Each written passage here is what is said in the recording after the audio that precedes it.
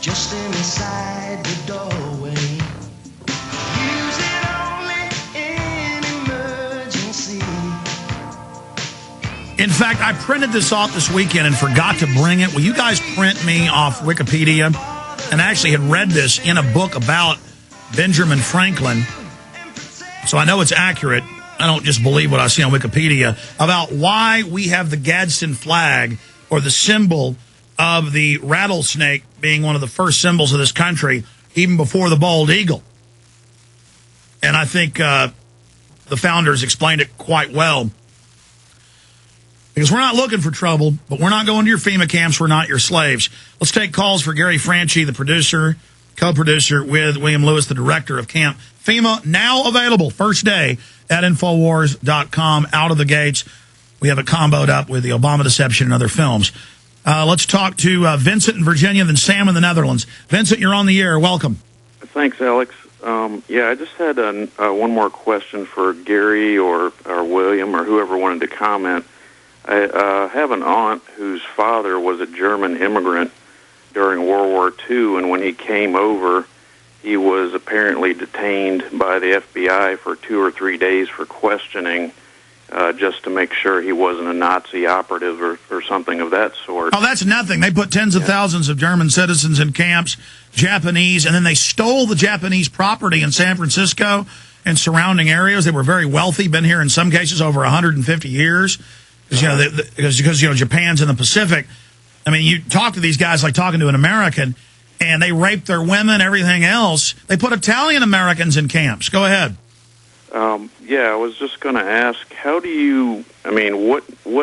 you find if you're looking at these camps? I can't imagine it's easy to get inside of them to tell that it's made for, supposedly for, say, illegal immigrants or possible terrorists versus American citizens. I mean, how do you tell?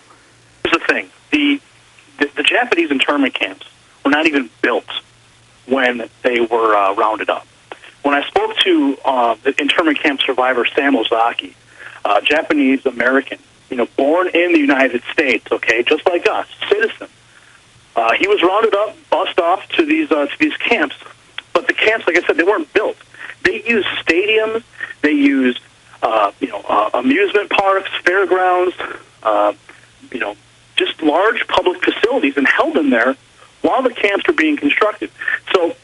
And Gary, that's exactly what I explained to you. If you look at Top Off and NLE exercises, they practice putting you in sports stadiums, putting you in facilities, then they bust groups of you off, and then they make you build the camp you're going to live in.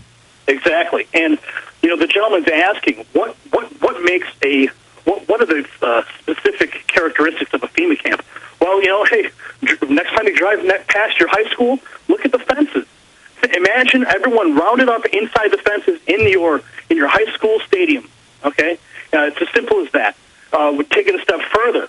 I mean, they were using churches in Chicago to hold German immigrants.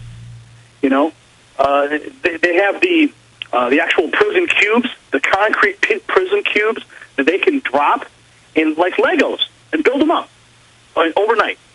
So, and the feds, I mean, look, this is not our opinion. They admit that, and they're setting it up where you're going to want to be in the camp. Like, oh, you're starving. You're not allowed to be homeless now. You've got to live in the camp. Yeah, so the film breaks it down. Obviously there's the inward-facing barbed wire, the guard towers. I mean, these are staples of standard camps that are existing today. But what's most importantly is, they can build these camps overnight, within 24 hours. Look, on record, the feds built the Robert Mueller Airport, and they have a large area designated. I have local news admitting it.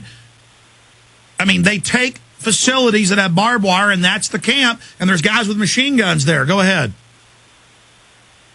Well, I mean, that's it. You're saying it right there. The camps, they've taken existing camps from the Clinton administration. When they decommissioned all those military bases, they converted those camps.